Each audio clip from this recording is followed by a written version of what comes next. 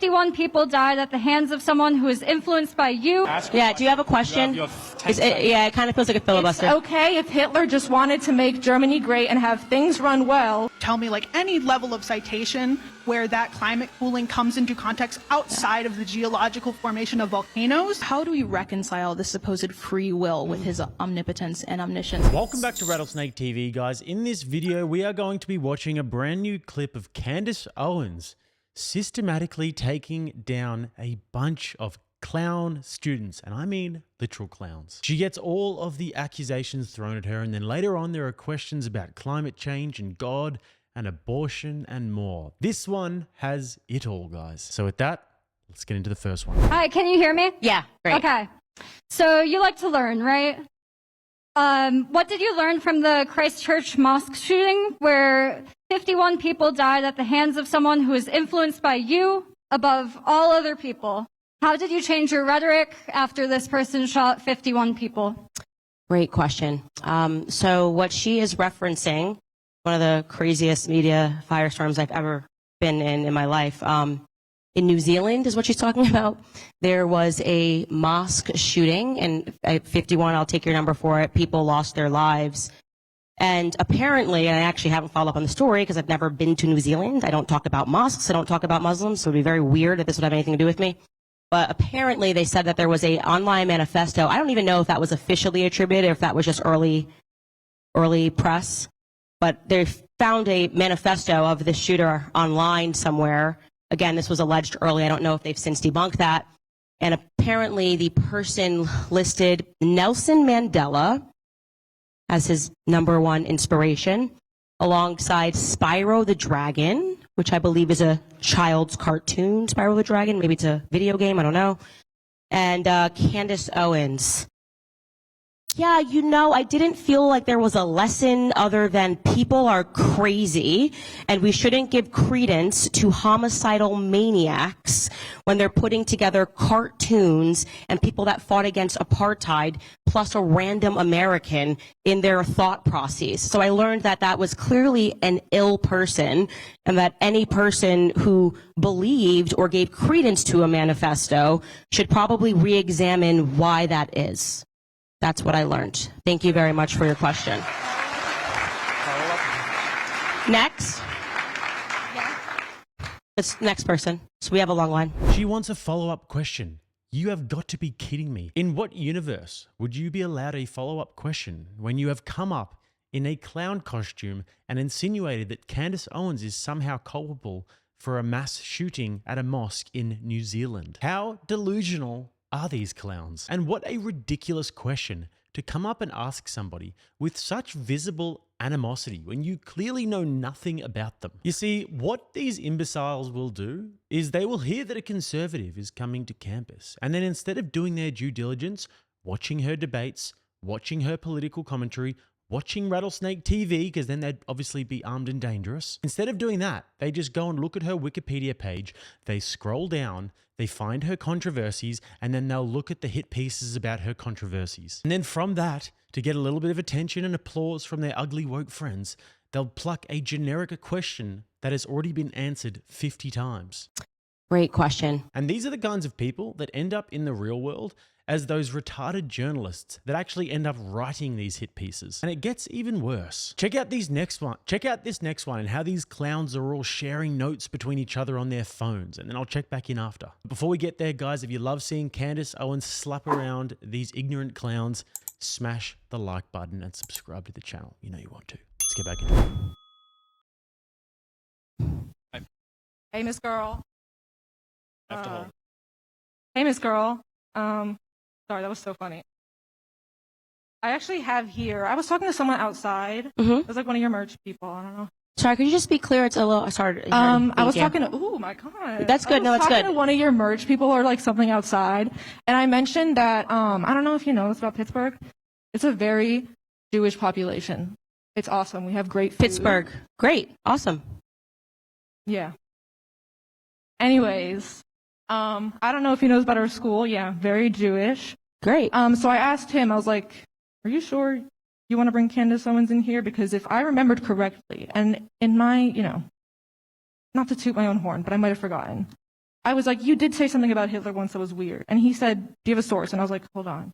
So I got a source. I showed it to him. He was like, that's The Hill. It's like a tabloid. I was like, okay, that's fair. I looked it up. My first question is, do you trust Newsweek.com? Do I trust? Newsweek.com. Oh, you can just get to your question. Let's just pretend that whatever you read was legitimate and just ask the question. I can actually play your response. Just ask the question. It's fine. Well, whatever you read is legitimate. I'm not going to try to debunk. Just tell me what it said and ask the question. I know. Oh my Yeah. God. It's your words here. No, okay, but just ask. Let's just get to your question. Okay. Here's the preamble. I actually don't have any problems at all with the word nationalism. Okay. I think that the definition gets poisoned by elitists that actually want globalism. Okay. Seems a lot like, globalism is what I don't want. Whenever we say nationalism, the first thing people think about, at least in America, is Hitler. Okay. You could stop there, but it's okay if Hitler just wanted to make America great and have, oh my God. Oh, that was a really funny thing. Can you just get to your question? All right, ask. Yeah, do you have a question? You have 10 yeah, it kind of feels like a filibuster. It's okay if Hitler just wanted to make Germany great and have things run well. It says here, adding that it would be problematic if he, quote, had dreams outside of Germany. Then the political commentator said that Hitler wanted to globalize and said she doesn't really have an issue with nationalism. He was a national socialist, but if Hitler just wanted to make Germany great and have things run well, okay, fine. Okay. The problem is that he had dreams outside Germany. Okay. He wanted to globalize. Do you have a question? What's your question? My question is, do you stand by that? What did she say? Do you stand by that? Okay, thank you. I'm so glad we got there. It's just amazing. Okay, so everybody has seen this, and actually, I'm sure a lot of you watched my episode yesterday, so her timing is definitely great, where I had a rabbi on who brought this up. Candace said Hitler was okay. You probably have seen the viral clip of me in Congress, where a congressman tried to say, Candace said Hitler was okay, and that is definitively not what happened. Actually, I was speaking on stage alongside Charlie Kirk. Rather ironically, there was a room filled with Jewish people, including a Jewish journalist who interviewed me that night, and when I said whatever I said on stage, nobody cared. That was in November 2018. And then 4 months after that, in 2019, some journalists pulled out the clip out of context and tried to make it seem like I was saying Hitler was okay. So let me tell you what actually happened on that night. A person rose their hand in the audience after we gave a speech about, and obviously this is during the MAGA years, about this, need to return to having an identity, a national identity. And a woman asked the question, would you say that you're a nationalist? Because I feel like people are sort of afraid to embrace that term.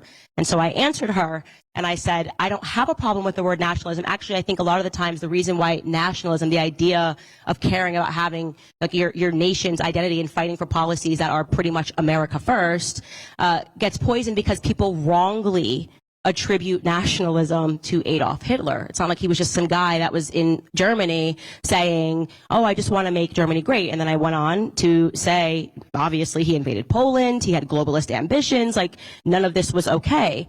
That was the end of it.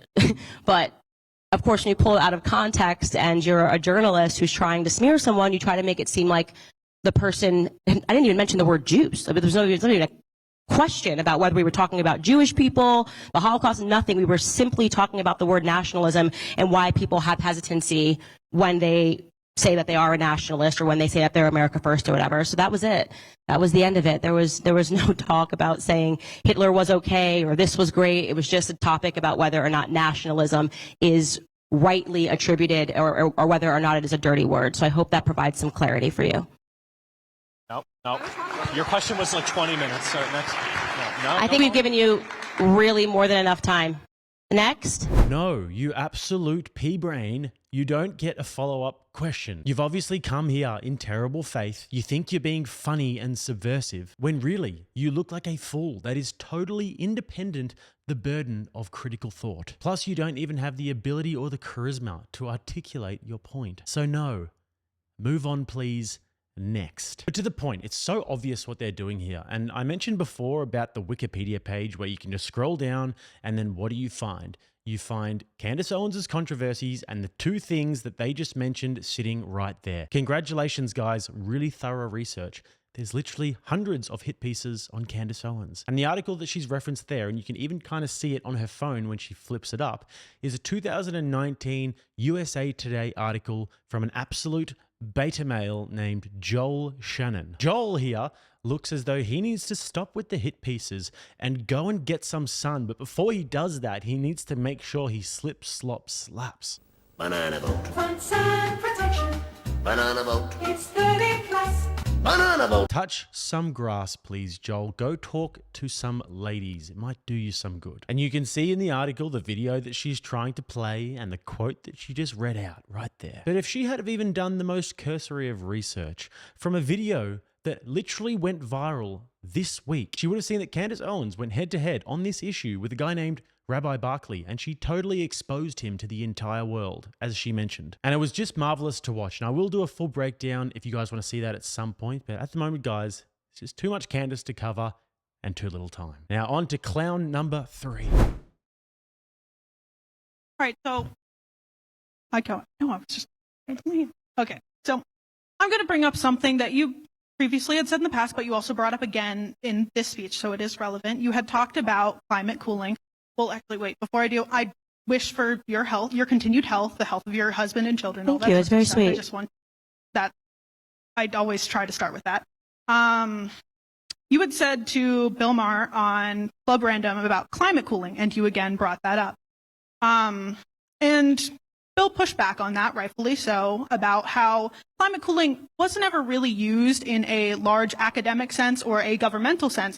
So I was just wondering if you would be able to tell me like any level of citation where that climate cooling comes into context outside of the geological formation of volcanoes, which does cause a climate cooling effect due to the ash coming into the atmosphere, causing extreme extermination events. So I'm not able to provide you a citation because I'm on stage holding a microphone. What I said to you is that if you speak to people of prior generations, they'll tell you that their scare was different. I think it was the generation of the 70s who were told that the climate was going to cool and that freezing was a risk. Now, I can't tell you what happened in their classrooms. Obviously, I wasn't in there, but I can tell you that I bet if you asked around to some adults, they would tell you that they heard, there's some nodding their head right now, about global cooling. So I don't know what else to tell you other than people say that that was their scare in the 1970s. I wasn't making a defense for cooling or warming. I was just telling you that every time you are in a classroom and you're in high school, there's always a different climate scare that they're trying to tell you, and they've now finally landed on in your generation climate change. So I'm not, debating you on cooling. I can just tell you that they got it wrong, and then the earth started warming, and then they got it wrong again because the earth started cooling, and now they've landed on climate change. So I hope that clarifies what I was talking about, just the generational change. Yeah. Thank you. For future reference, try and wrap your stuff up, even if it's just Okay, thank you. Thank you. Guys, get one more. Make it good.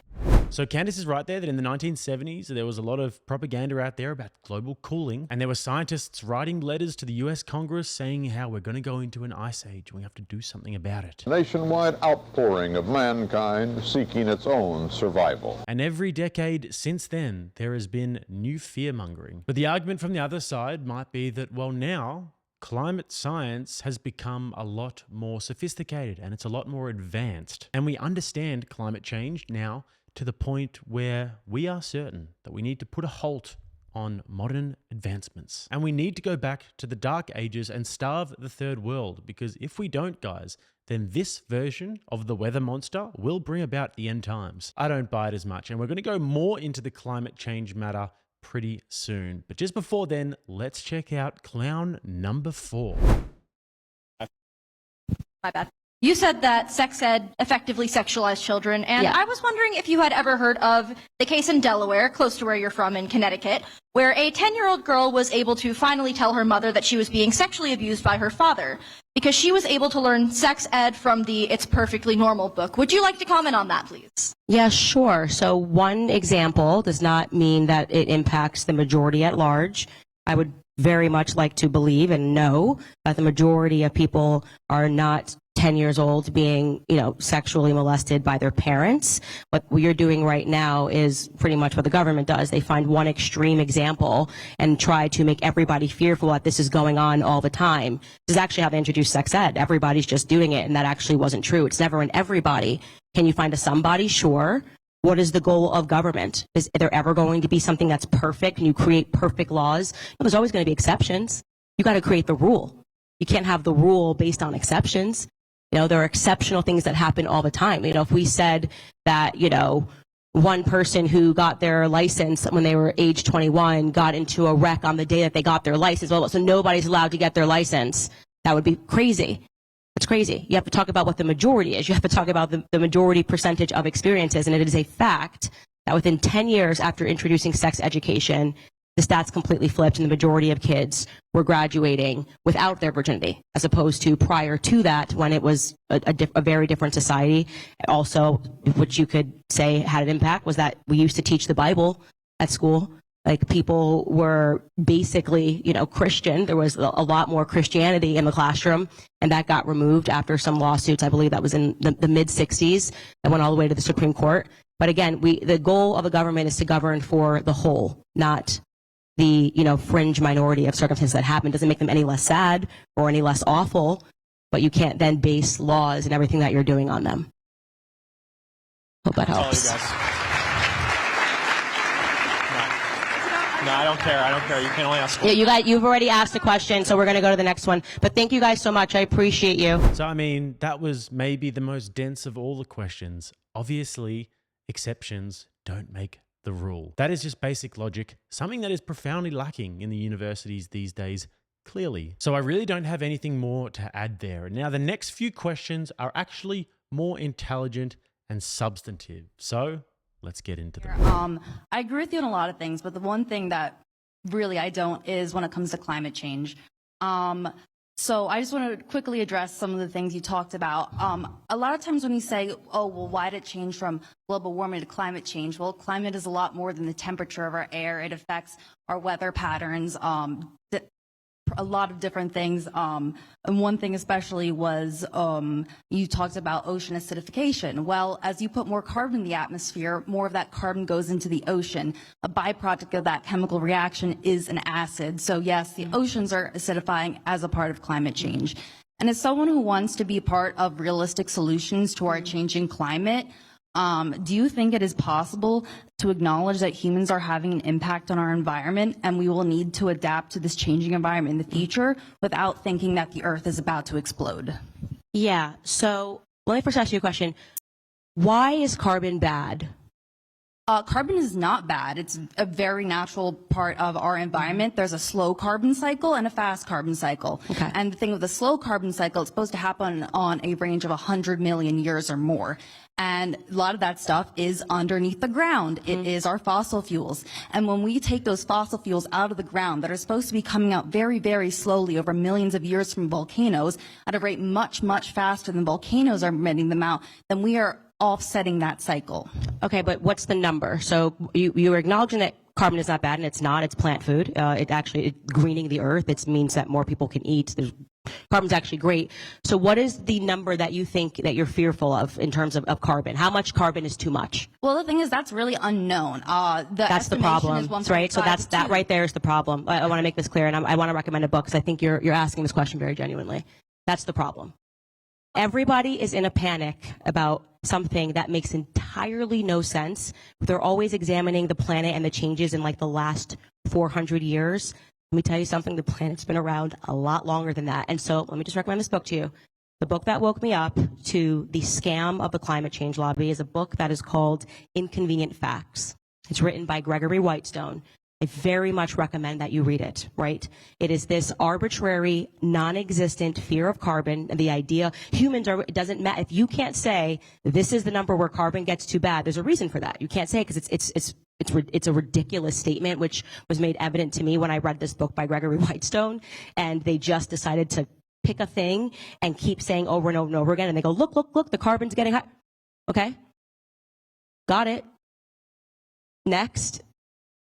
Of course, humans, animals, everybody is having an impact, but the question is whether or not that impact is existential, and the answer is absolutely not. The planet is going to be fine, and I know that when you read that book, the lights are going to turn on about the climate change lobby and what the IPCC really is, which is an evil organization that simply wants your tax dollars, because if it wasn't that, they wouldn't have Americans entering agreements like the Paris Accord agreement with a bunch of countries that exclude China.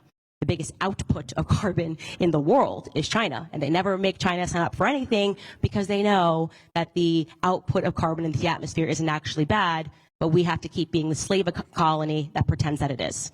So that's the answer that I will give you. Facts. I mean, I know a lot of people get annoyed by this take and they think you're not a scientist, you're not an expert, how would you know? Who do you think you are? But soon enough, when you do some digging, you realize that nobody will debate people like Bjorn Lomborg, the author of a great book called False Alarm: How Climate Change Panic Costs Us Trillions, Hurts the Poor, and Fails to Fix the Planet. Because nobody can actually refute Bjorn's points. And then you start to look at who are the people propagating this the most, and you look at the history of groups like the World Economic Forum.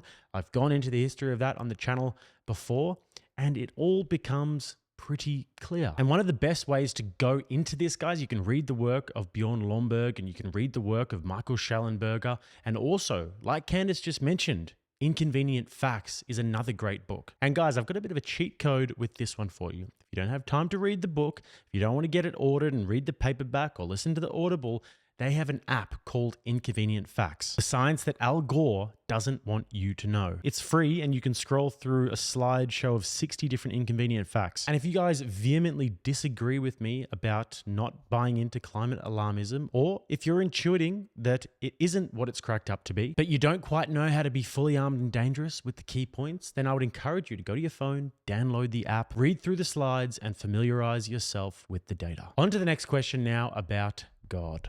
Hello. Hello, how are you? Good, how are you? I'm doing well. Do you believe that God is how he's described in the Bible? Do you want to get more specific? Just generally, do you believe in what the Bible says about God? I believe in the Bible, yes. Perfect. Are you aware that the Bible says that God is all-knowing and all-powerful? Yeah, that would make sense. Okay.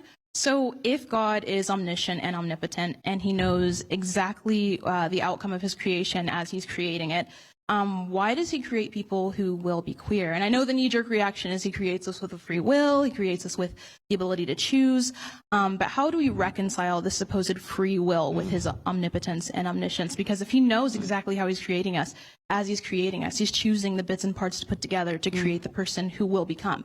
And he knows all of the things of that outcome. So how do you reconcile a couple that? things that I want to say to this. The first way that I want to answer this question is to go back to a point that I made earlier, and I probably should have pressed on it a bit harder.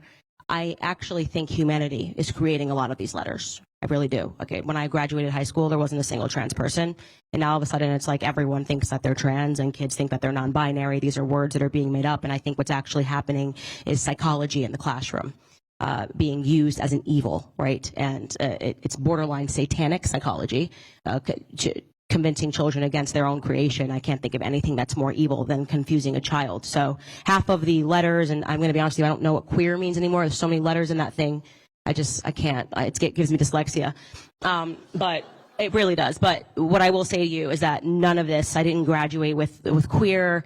There were, when I graduated, men that were attracted to other men, and there were females that were attracted to other females. So I'm going, and I've always been interested in this. It's a very good question. Like, why, if we believe that, gay homosexuality, if we believe that sodomy is a sin, why would God create this? And I have a person that I work with who's he's a Christian. He is a gay man.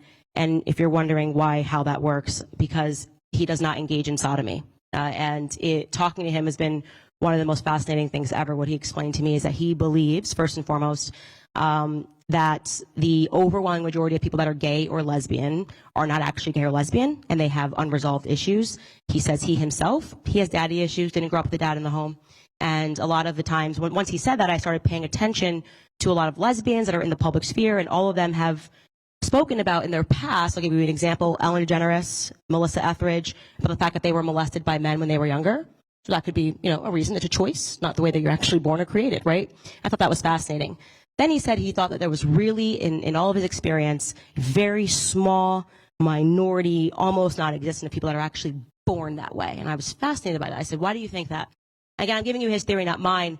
He says because he believed that by not engaging in acts sexually, that it allowed them to create more, that they were meant to dedicate their lives, to the church and to creating things that are beautiful, like architecture and things of that nature, and not engaging in sodomy. Now, I personally I believe that, like I said, all of this stuff is being created by humans, and I'm very interested in having those discussions. And we, by the way, should be allowed to explore these options of whether or not we are manufacturing lesbians, gay people, trans people, simply using children who always go through a phase. You're going to go through a phase of rebelling against your parents. You want to be different.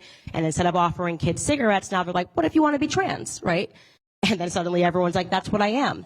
I think that a lot of times that's actually what it is, and a lot of it is just being manufactured in the classroom for people who want to be different. So this is an age-old question that has been asked in so many different ways. Why are you gay? Who says I'm gay? You are gay. Why should someone be gay?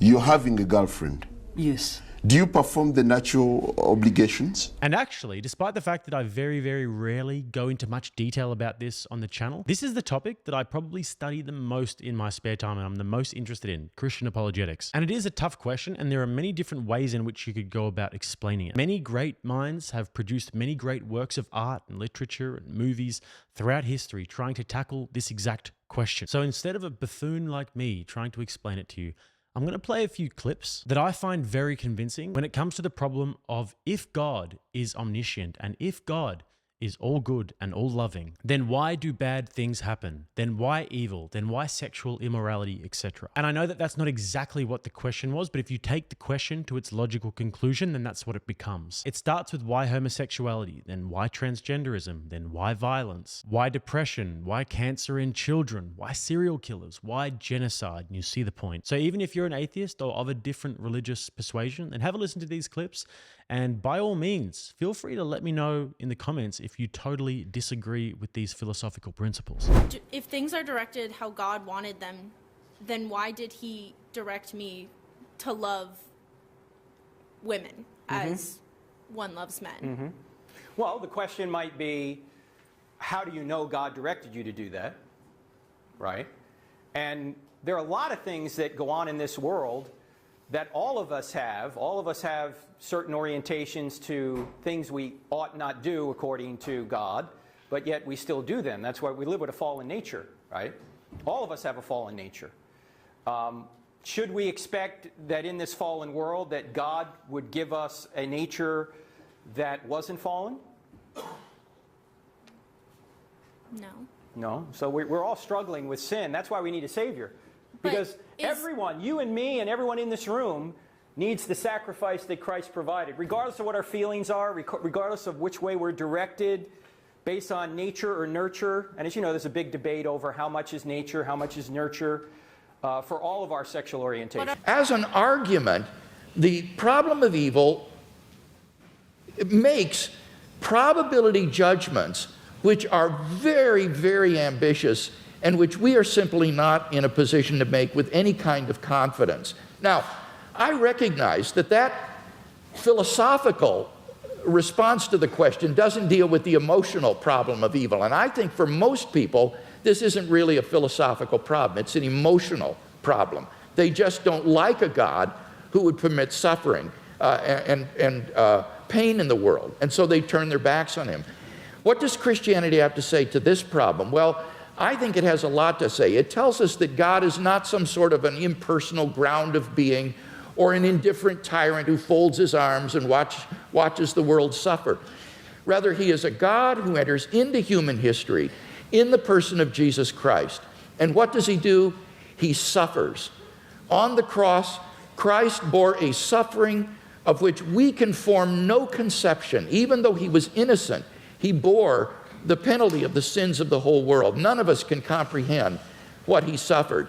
And I think when we contemplate the cross of Christ and his love for us and what he was willing to undergo for us, it puts the problem of suffering in an entirely different perspective. It means, I think, that we can bear the suffering that God calls upon us to endure in this life with courage and with optimism for an eternal life of unending joy beyond the grave because of what Christ has done for us. And he will give us, I think, the courage and the strength to get through the suffering that God calls upon us to bear in this life. So whether it's an emotional issue or an intellectual issue, I think ultimately Christian theism can make sense out of the suffering and evil in the world. So last thing I'll share before we move on to the last clip, guys, is a quote from C.S. Lewis that I find particularly penetrating. Try to exclude the possibility of suffering which the order of nature and the existence of free wills involve, and you find that you have excluded life itself. Suffering is ultimately woven into the fabric of life. Every religion has known this since the beginning of time. We as humans have been grappling with this notion since the beginning of time.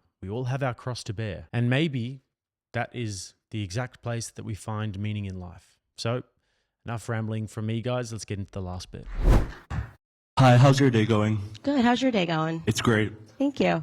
I just wanted to ask you what your motivations are behind promoting these issues. I mean, personally, I just feel like they're not really your business. Not to be rude. No, you're but fine. I've you're heard not this before, trans, actually. you're not gay. You're These fine. people aren't affecting other people. Yeah. Why do you feel that you need to speak on them? Right. That's a very good question. The answer is because I am a parent, I am a mother, and how we land on these issues is going to impact my children. I have 3 now. And the idea of them going into a classroom that is a predatory environment because I was fearful or I was scared of being called a name, transphobe, anti-this, anti-that, and I allowed predators to enter the classroom and to harm my children infuriates me and inspires me in a way that makes me never want to shut up. The second reason...